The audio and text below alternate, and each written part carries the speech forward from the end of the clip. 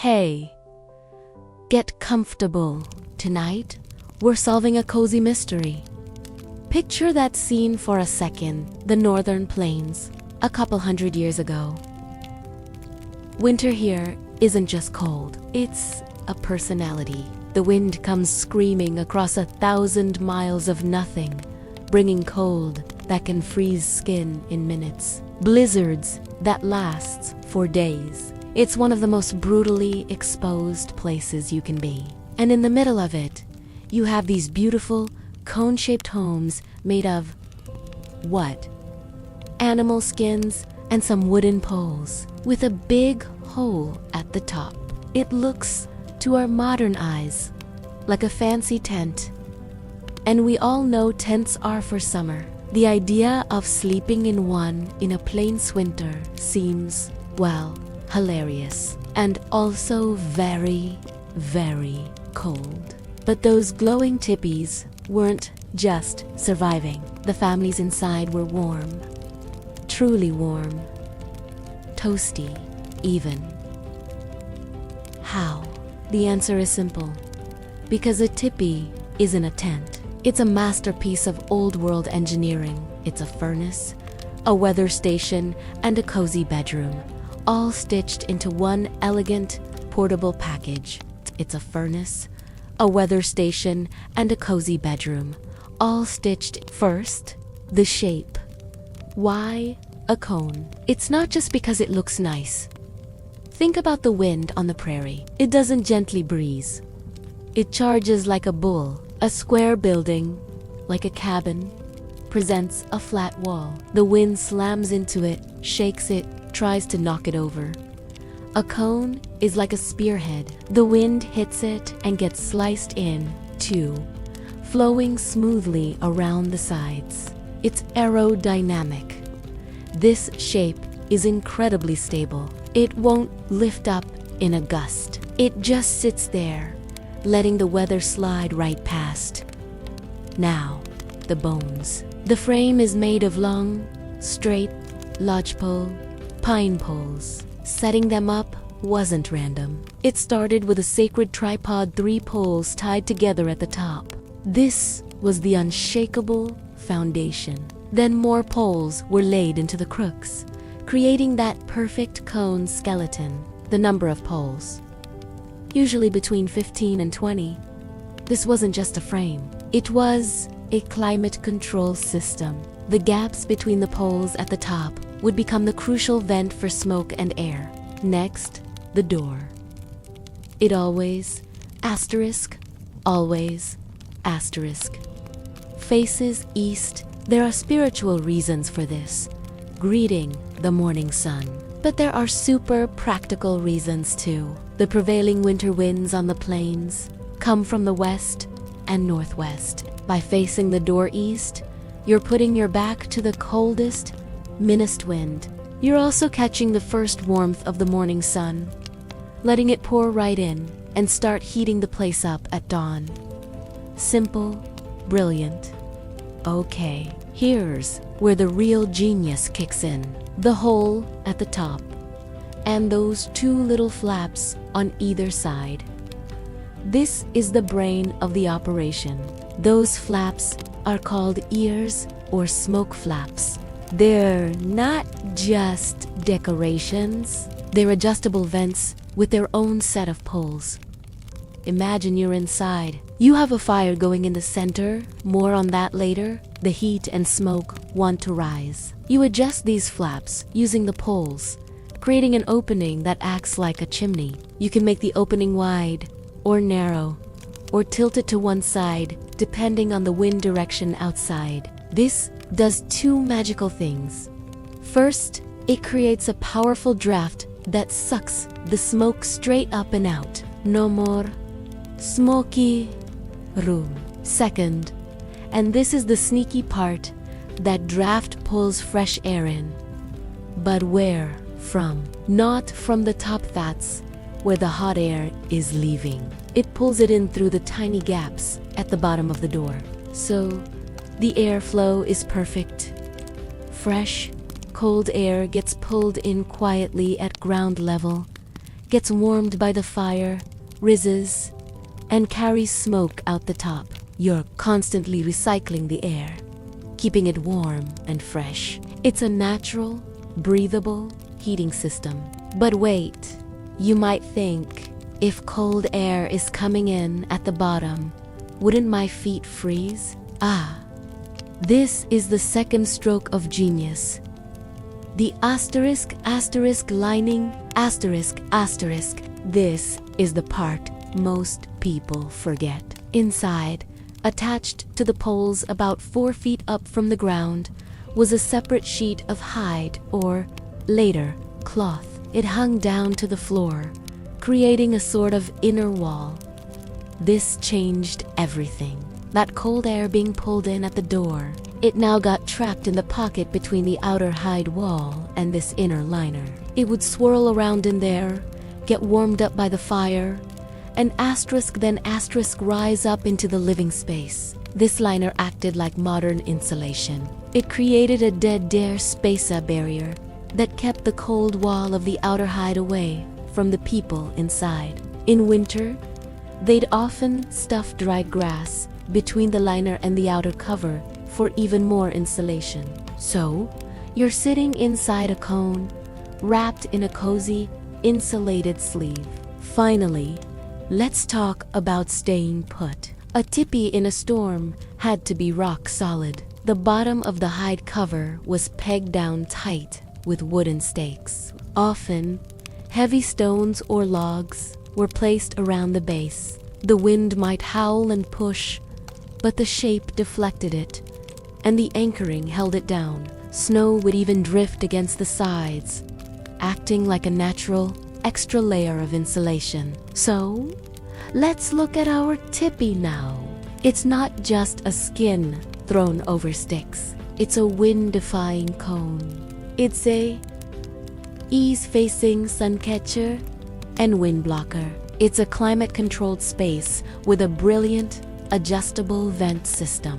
It's a warmly insulated chamber, and it's staked down tight against anything the sky can throw at it. This was all before anyone even lit a fire or unrolled a sleeping robe. This was just the house itself. A house designed by generations of people who paid very, very close attention to the wind, the sun, and the snow. They weren't just enduring the winter. They'd engineered a way to politely ignore the worst of it from within an elegant, warm, and glowing cone of their own making. Alright, so we've got our smart-shaped house, the cone that laughs at the wind. But even the best designed house is only as good as the stuff it's made of. You could build that perfect cone shape out of tissue paper, and it's not gonna help you in a blizzard. The people of the plains had a Walmart, a hardware store, and a craft shop all in one magnificent, roaming package. The asterisk American bison, asterisk, or, as you probably know it, the buffalo. Everything, and I mean asterisk, everything asterisk, came from this animal. Food, tools, clothes, glue, rope, and for our story, the ultimate building material. Asterisk buffalo hide, asterisk. Now, not all hides were the same. A bull's hide could be over an inch thick at the humtuff. As a truck tire, a cow's or a young animal's hide was thinner, more flexible. They used different hides for different things. For a tipi cover, you wanted the good stuff, thick, durable, and able to stand up to hail, wind, and sun. Making a tipi wasn't a weekend project. It was a huge undertaking. One tipi cover could need anywhere from asterisk 8 to 20. Buffalo hides asterisk, depending on its size. Just think about the work. That's a lot of hunting, a lot of skinning, and a ton of sewing. The women, who were the tipi makers and owners, would sew the hides together with sinew, that's tough animal tendon, using bone awls, The seams were so tight and well crafted, they were practically waterproof. But here's the first big step: turning a raw, stiff, smelly animal skin into soft, durable leather or warm fur. This process is called tanning. And they had two main methods, both kind of genius. Method 1, brain tanning. Yep, you read that right? Every animal, the teaching goes, has just enough brains to tan its own hide. The brain was mixed into a paste and worked into the scraped hide. This chemical magic, combined with a lot of physical stretching and pulling over a rope or a beam, broke down the stiff fibers and made the hide incredibly soft and supple. This is what made those beautiful, smoke-colored leather shirts and leggings. Method 2, smoke tanning. This was the MVP for tipis. After the hide was scraped clean, it was staked out over a slow, smoldering fire made from rotten pine or certain woods. The smoke didn't just smell good, it gave it that classic, sweet campfire scent. The chemicals in the smoke, like creosote, acted as a powerful preservative. It made the hide water-resistant, mold-proof, and a smoke-tanned hide was tougher, less flexible, but perfect for standing up 2 years of weather on a tipi frame. Okay, you've got your tough, smoked-in hides sewn into a perfect cone. That'll keep the rain and wind out. But how does it keep the cold out? Now we get to the secret weapon. The super material, the hair. This is the big one. For winter, warmth was all about heron hides, Imagine a buffalo robe, not tanned into leather, but just cleaned and dried with all that thick, woolly winter fur still on it. This wasn't for the outside cover. This was for the inside world. They'd use these heron robes as the inner lining of the tipi, the one we talked about last time, or, even more importantly, as bedding, here's the science, made simple. Fur and wool are amazing insulators, not because they're warm themselves, but because they trap air, Each tiny hair creates a little space around it. Your body heat warms up that trapped layer of air, and the fur keeps it from escaping. It's like your body is wearing a cozy, invisible blanket of warm air. This is the exact same principle as a double-pane window, a down jacket, or fiberglass insulation in your attic. They're all just fancy ways to trap air. A buffalo's winter coat was incredibly dense, so dense that snow could sit on top of it without melting, because the heat from the animal's body couldn't even escape through the fur to melt it. That's some serious insulation. So at night, you weren't just lying under a blanket, you were wrapping yourself in a portable climate bubble of trapped warm air. The hair side was usually placed toward your body, creating that cozy pocket. It was heavy, yes, but in a -30°F night, heavy is good. Heavy means security. They didn't stop there. Remember that inner liner in the deepest cold. They sometimes stuff the gap between the liner and the outer wall with dry prairie grass, or brush,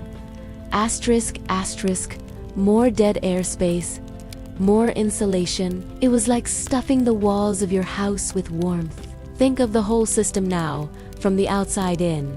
1. Outer shell. Smoke-tanned buffalo hide.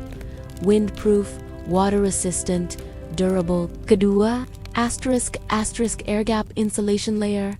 Asterisk asterisk may be stuffed with grass. Definitely a pocket of still air. 3. Asterisk asterisk. Inner liner. Asterisk asterisk, often a heron hide, creating another warm air trap. 4. Asterisk asterisk you. Asterisk asterisk, wrapped in your personal heron hide sleeping robe. It was a masterpiece of layer defense, and every layer came from a deep understanding of the materials the land provided. It wasn't just grab a hide and go.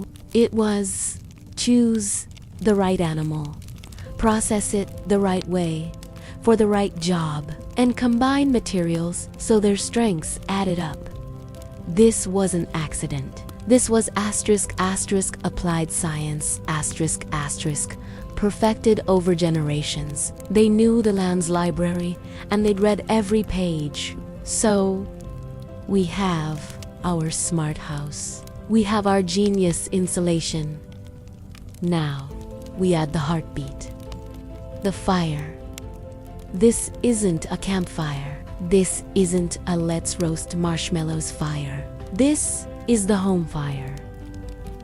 The living, breathing center of everything. In a tipi, the fire isn't against a wall or in a corner. It's asterisk. Exactly asterisk in the middle. This is rule number 1, and it's a rule of physics, not just decoration. Think about heat. It rises, right? So, if you put a fire in the middle of a cone, what happens? The heat shoots straight up, but then it hits the sloping walls and has nowhere to go but asterisk, outward asterisk, and asterisk, downward asterisk. It creates a gentle, circular current of warm air that rolls down the inside walls, across the floor, and gets sucked back into the fire to be warmed again. It's a convection oven, and everyone sitting around the circle is the bread, getting nicely toasted by this constant, warm airflow. But you can't just throw any old log on there. Asterisk fuel was a science. Asterisk in a place with few trees. You didn't waste wood. You used the good stuff. Asterisk cottonwood. Asterisk and asterisk willow asterisk when seasoned and dry, burned hot and relatively clean. They knew which wood smoked too much, which sparred, which burned too fast. This was passed down knowledge. You'd collect and dry your fuel in the fall, a precious stash to get you through. The fire itself was kept small and efficient. This wasn't a roaring bonfire. It was a focused, hot mound of coals with a few choice pieces of wood arranged like a puzzle. Asterisk log cabin, asterisk or asterisk star asterisk style 2. Allow airflow and burn steadily. You wanted maximum heat from minimum fuel. At night, you'd let it die down to a bed of glowing coals that could radiate warmth for hours. Now, for my favorite trick, the asterisk heat sink. Asterisk. You know those smooth, flat stones in the fire circle? They weren't just to contain the fire. They were asterisk thermal batteries, asterisk. During the day, especially when cooking, those stones would get seriously hot. Long after the flames died down, those stones would keep pumping out warmth. Sometimes, they'd even move a special flat heated stone to a grandmother's sleeping place, or wrap one in leather for a child to hold. It was portable, radiant warmth, simple, brilliant engineering.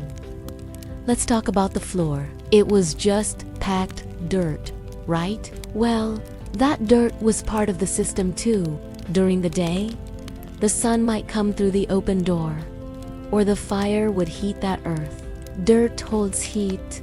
Asterisk, really asterisk, well. So, at night, the floor itself would release that stored warmth back into the tipi. It was like having heated floors, powered by sunshine and fire. All right. The big question, the elephant in the room, or rather, the asterisk. Asterisk smoke. Asterisk in the cone. You have a fire inside a closed space with a hole at the top. This seems like a recipe for a really smoky, unpleasant time. How did they not cough themselves to sleep? This is where the asterisk smoke flaps asterisk earn their keep. Remember those adjustable ears? This was a daily, sometimes hourly, dance with the wind. The person in charge of the fire, often a respected elder or the woman of the home, would be a asterisk master of draft asterisk. They'd go outside, feel the wind direction, then come in and adjust the smoke flap poles. The goal was to create the perfect asterisk Bernoulli effect asterisk. Don't worry, no big grammar. Basically, by making the opening on the downwind side of the tipi, the wind blowing over the top would create a suction, like when you blow over the top of a piece of paper and it lifts. This suction would actively pull the smoke up and out. When it worked perfectly, and it usually did, the smoke would rise in a tight, straight column right out the hole. The air inside could be completely clear. The fire's draft would then pull fresh, cold air in through the tiny gaps at the bottom of the door flap. That cold air would immediately get swept into the insulated liner pocket we talked about, get pre-warmed, and join the convective loop. It was a perfectly balanced breathing system. What did it feel like to be inside? Let's paint the picture with our senses. The true boring history way. Sight. The light was pure, living firelight. It danced on the painted linings, maybe geometric patterns or visions from dreams. Shadows leaped and played. It was never fully bright, but a pool of warm gold in a circle of soft darkness. It was the kind of light that makes you want to sit quietly and stare. Sound. The symphony of the home. The soft crackle dash pop of the fire. The occasional hiss of a damp spot in a log. The muffled, distant howl of the wind outside, now just a background whisper. The low murmur of conversation. A story being told, a quiet laugh. Maybe the rhythmic scraping of a tool being shaped. Smell. This is the good one, not just wood smoke. The scent of sage or sweetgrass might be thrown on the fire. A cleansing, sweet perfume. The smell of stew simmering in a pot hung over the coals. The earthy smell of the hides and the dry grass insulation. It was a complex, comforting, lived-in smell that said safety and family feeling. Pure, radiant warmth on your face and hands. The heavier, still warmth under the robes at your back. The slight, cool draft at ankle level.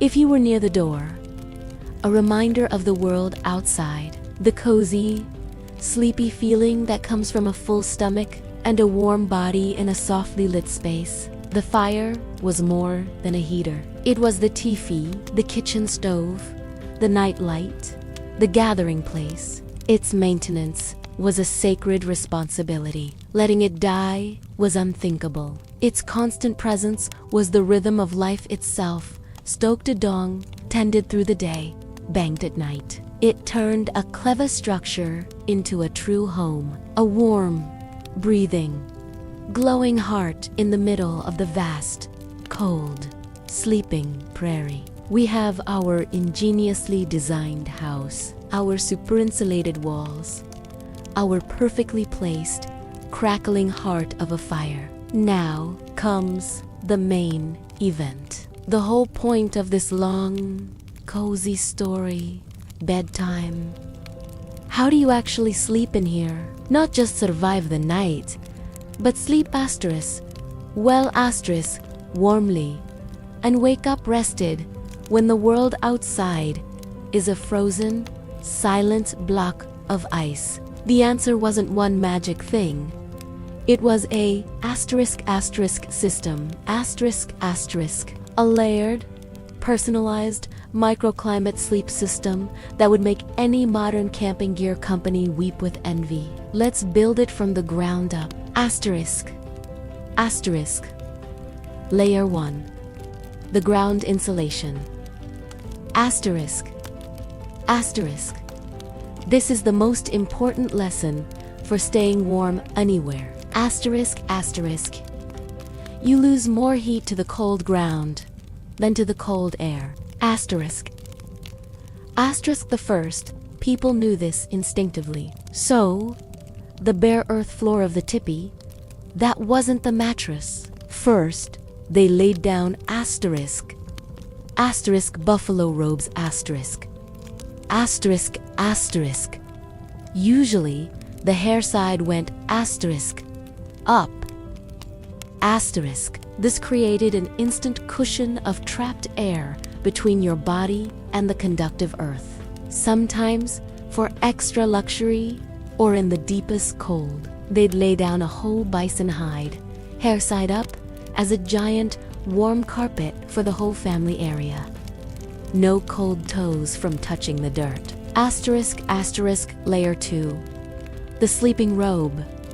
This is the star of the show. Your personal sleeping bag, circa 1,800.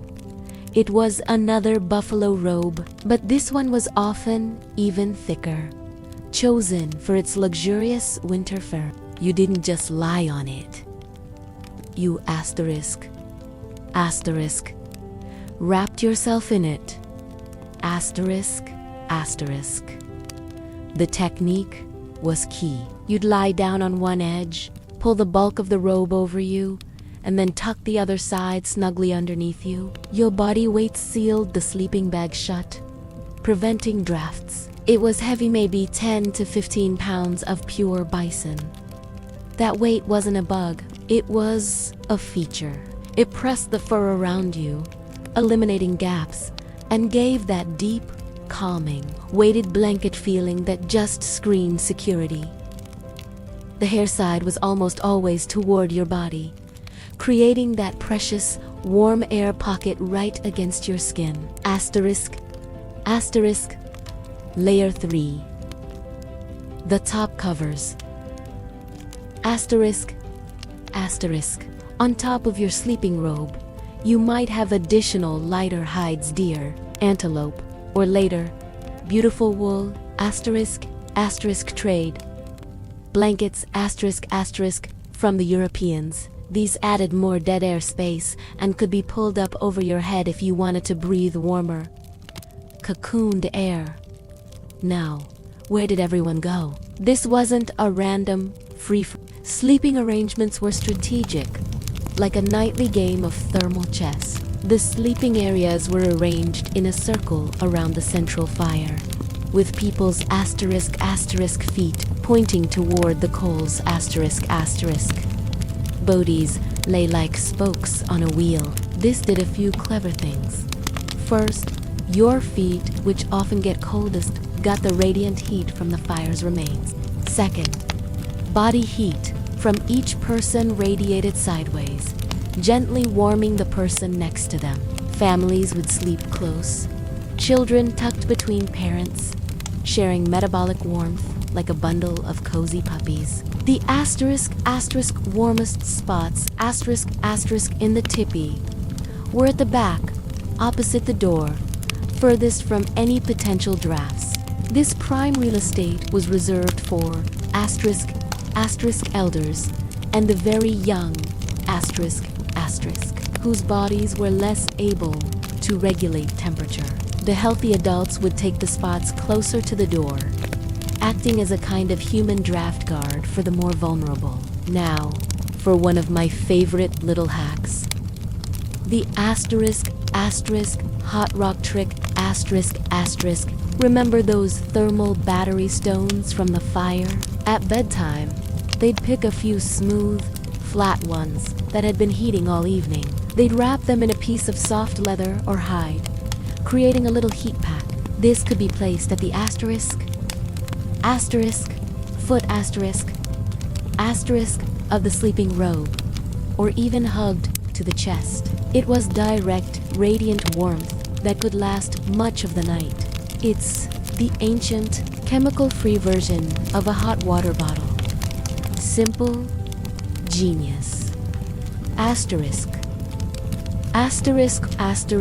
Morning routine. The fluff and air. A good sleep system needs upkeep every morning, especially after a cold night. The sleeping robes would be taken outside They'd be vigorously shaken to fluff up the fur and restore its loft, that air-trapping If the sun was out, they'd be laid over a rack or a bush to air out and let the sunlight bake out any moisture from breath and body. This daily maintenance kept the insulation at peak performance. It was as routine as brushing your teeth. Think about the whole experience now, from the perspective of a child being tucked in. You're on a soft, furry carpet. You're wrapped burrito style, in a giant, warm hide that smells like smoke and earth. The weight of it is deeply comforting. Your little sister is curled against your back, sharing warmth. At your feet, you can feel the gentle glow of the wrapped stone. The world is reduced to the sounds of your family's steady breathing and the last tink of the cooling stones in the fire circle. The Tipi liner above you holds back the immense cold of the outside world. You are in a nest, a cocoon, a perfectly engineered pocket of safety. They weren't just not freezing. They were achieving something modern sleep experts call thermal comfort. That perfect state where you are neither hot nor cold, and your body can fully relax into rest. They did it with layers of wisdom, understanding insulation, leveraging body heat, using radiant warmth, and maintaining their gear. It was a system born of necessity, refined by generations, and executed each night with quiet, confident routine. It turned the terrifying emptiness of a plains winter into a manageable, even cozy, 12-hour interlude of rest and recovery. Okay, so far, we've been interior decorators. We've focused on the inside of one Tipi, the shape, the materials, the fire, the beds, and that's a masterpiece on its own. But now, let's open the door, flap, and step outside. Because a single Tipi, no matter how brilliant, is still one family against the prairie. And the prairie is really, really big. The true genius of winter survival wasn't just in the Tipi. It was in the village, the community. The people understood that warmth and safety could be engineered on a larger scale, too. They didn't just build a home. They built a fortress of coziness. Let's look at the macro engineering. First, and maybe most important, choosing the winter site. This wasn't random. Summer camp might be on open plains for grazing and hunting. Winter camp was different. It was a strategic retreat. They looked for specific features. south-facing slopes to grab every possible minute of the weak winter sun, river valleys, or deep coulees. These provided natural wind breaks. The cruelest winds sweep across the open tops. Down in a valley, the air is often stiller.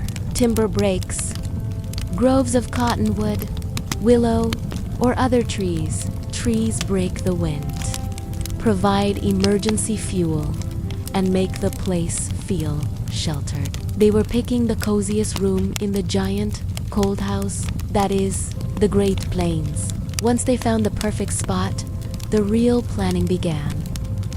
How do you arrange the homes? The windbreak wall.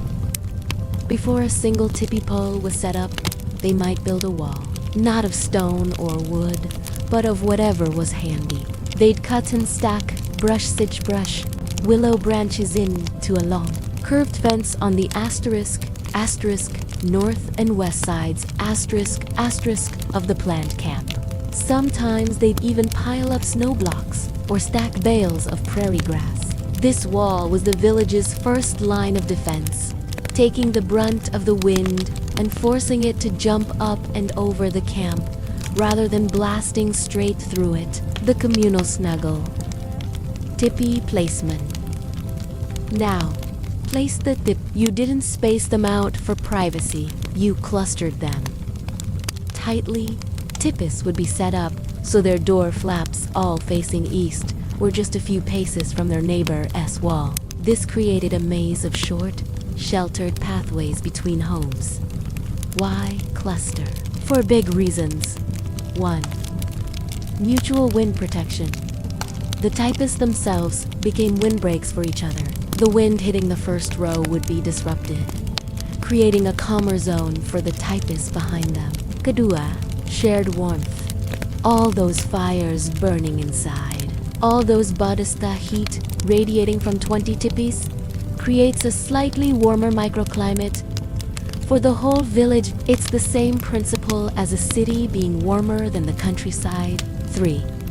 Snow drift management. When the wind blows, snow doesn't fall evenly, it drifts.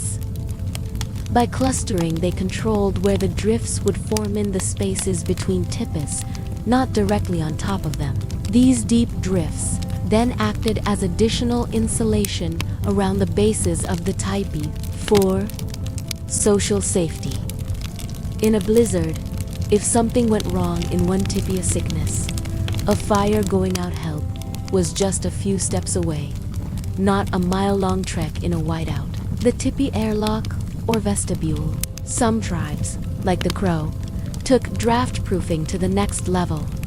They'd sometimes build a small, enclosed entryway. This was like a mini tipi or a hide tunnel attached to the main door. You'd enter this space, close the outer flap, then open the inner flap to the main living area. This prevented a gust of cold air from rushing in every time someone came or went. It was a primitive, brilliant airlock. Think of it as a mudroom for the plains. Snow, the unlikely insulator.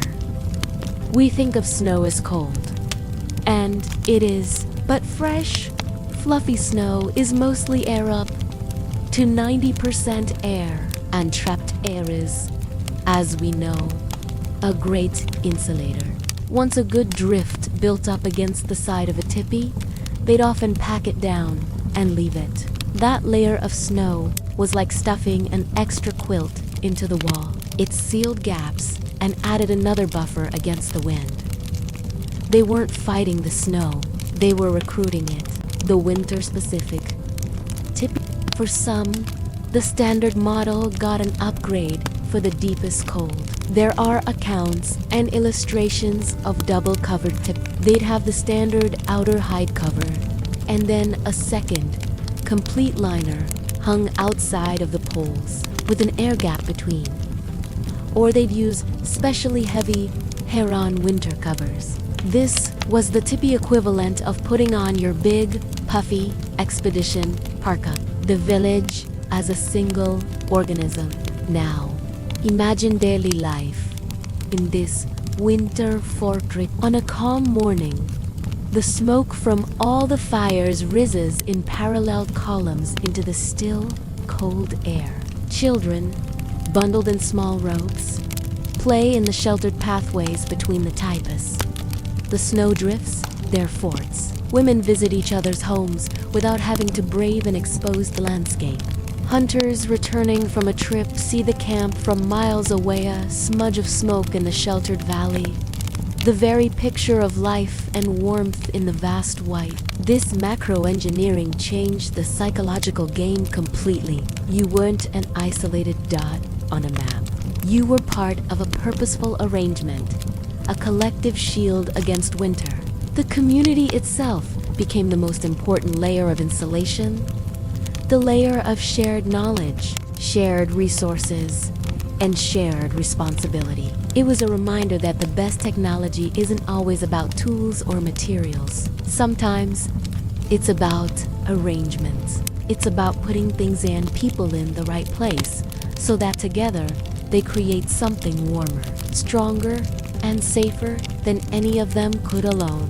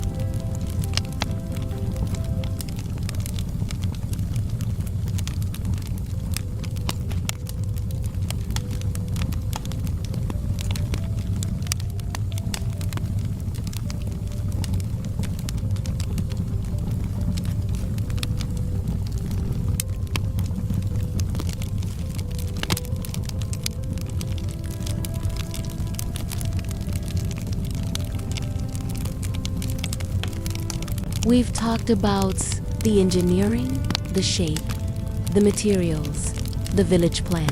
But a house, no matter how brilliant, is just a shell. What fills it, what breathes life into it? The answer is routine. The quiet, daily, human rituals that turn the feat of engineering into a living, breathing, warm home. Because warmth isn't just a temperature. It's an activity. It's something you maintain, tend to, and nurture. Let's step inside a winter tipi and live a day in its gentle rhythm. It begins, as all things do here, with the fire, and the fire has a guardian. This was often a sacred duty given to a grandmother or a respected elder. They were the keeper of the fire. Theirs was the first stirring in the blue pre-dawn light. They'd nurse the last night's embers back to life, adding just the right wood to build a flame that was strong, but not wasteful. This wasn't a chore. It was a profound responsibility.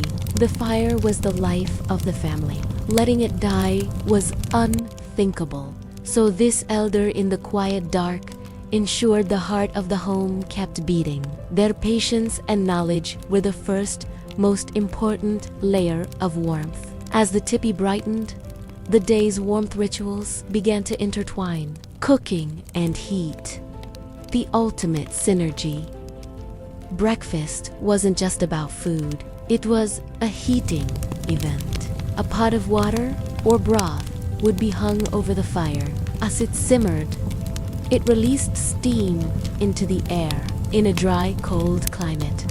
This added precious humidity, making the air feel warmer and more comfortable on the skin and lungs. The steam also carried the smells of cooking, maybe dried meat, maybe wild turnips, which wrapped everyone in a sensory blanket of home.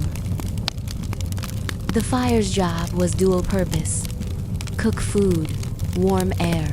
Nothing was wasted. The day's circle, work and warmth. There were no separate rooms, no home office. The circle around the fire was where everything happened, and everything happened together. During the day, the family would settle into their usual spots. A mother might be quilling or sewing, her hands moving in the good light near the door. A father might be carving an arrow shaft or repairing a tool. Children might be learning to weave or listening to stories. Everyone was facing inward, toward the center, toward the warmth and the light. This wasn't just practical, it was socially warm. Conversation flowed easily. Jokes were shared. Knowledge was passed down. The fire was the original water cooler. The campfire around which the cultures, stories, laws, and jokes were kept alive. The day's work was done in a state of easy togetherness, bathed in that golden, fire-lit glow. There was no such thing as being alone in your room. You were always part of the circle. The evening wind down, securing the cozy, as the outside world faded to deep blue and then black.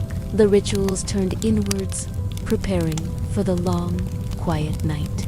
The keeper of the fire would bank the coals just so, creating a steady, slow burn that would last for hours. The door flap would be checked and tied securely from the inside, often with a special, heavy hide pulled across it for extra insulation. Then, the smoke flaps would be adjusted one last time. This was a delicate dance. They'd be opened just enough to let a thin stream of smoke out and maintain the draft, but closed enough to retain the day's accumulated heat. Getting this wrong meant a smoky room or a cold one. Getting it right meant sweet, clear air and steady warmth. Then, the sleeping robes would be unrolled from their daytime bundles and laid out in the familiar spoke pattern. The heated stones might be given a final nudge into the coals. This was the equivalent of turning down the bed and turning on the bedside lamp, a sequence of actions that told the body and mind, it is time to rest now.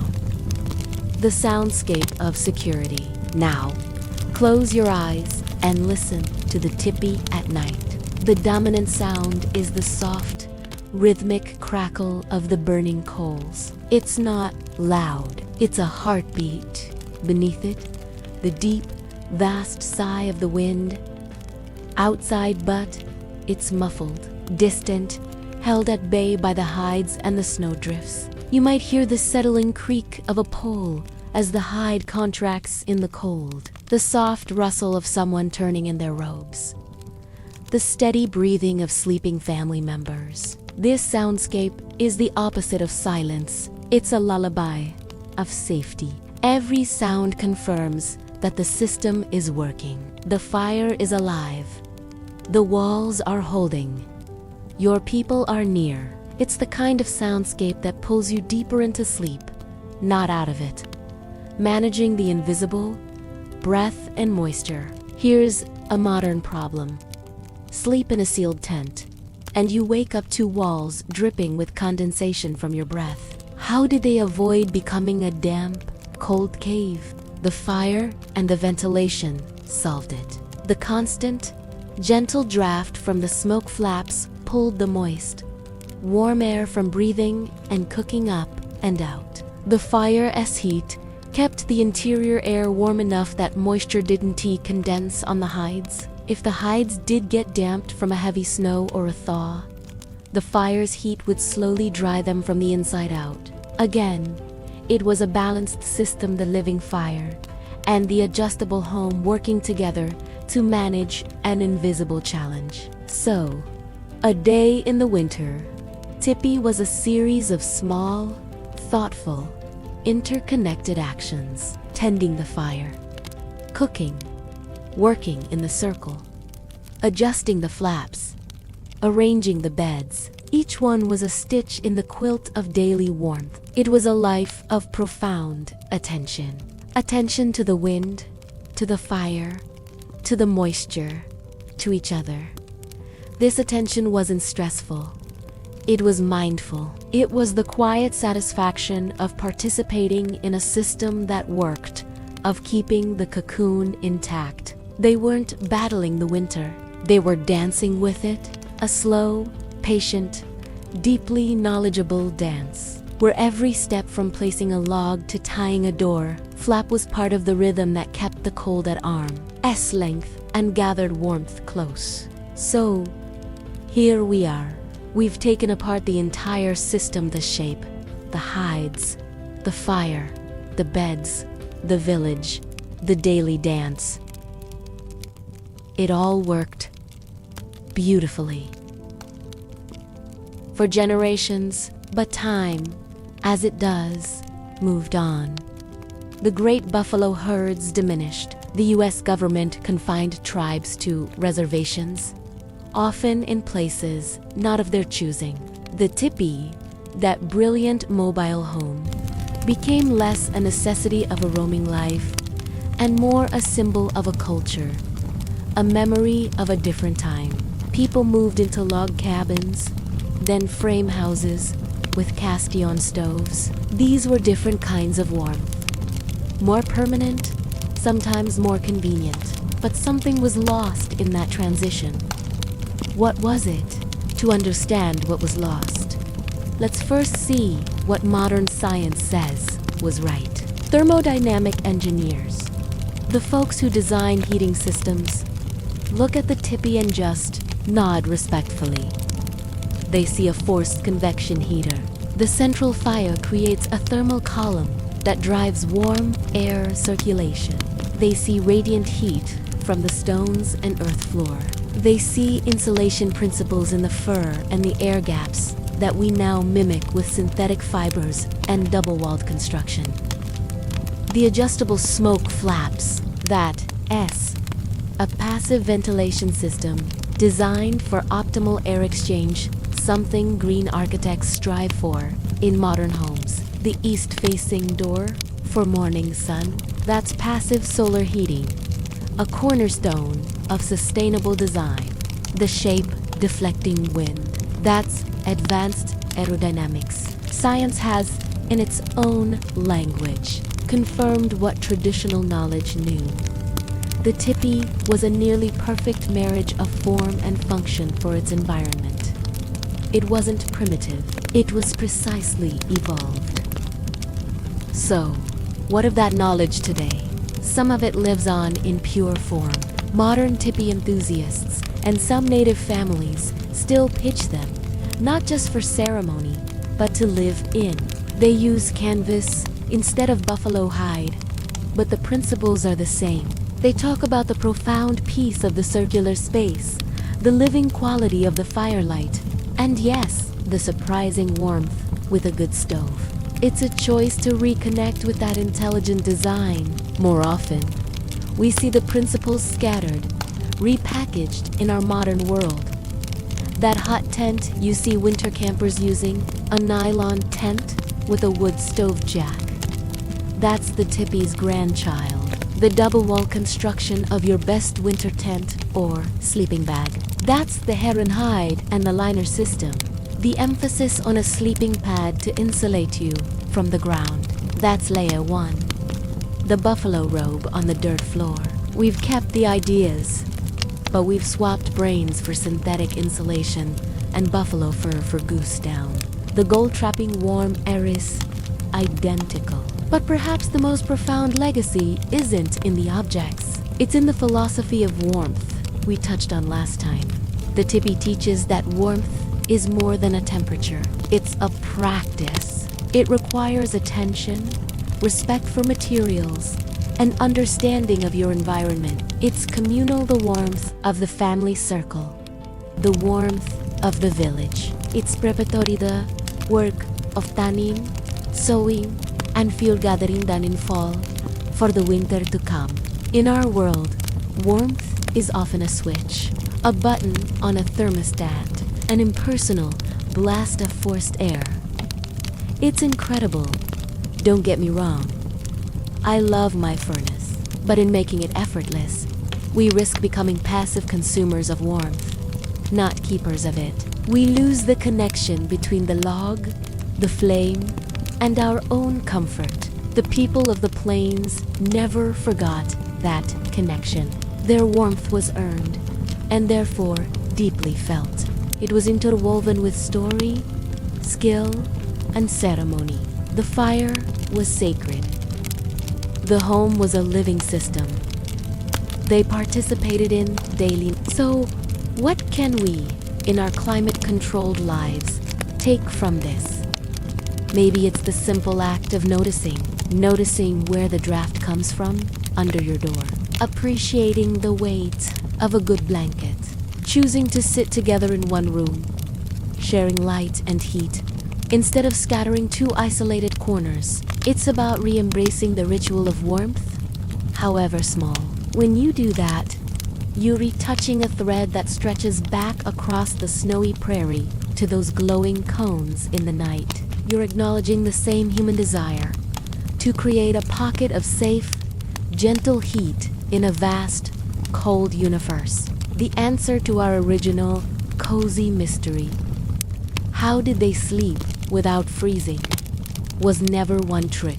It was a holistic culture of warmth, a culture built on observation, innovation, and deep respect for the sources of heat and insulation. They didn't fight the cold with brute force. They outsmarted it with geometry, physics, and profound, attentive care.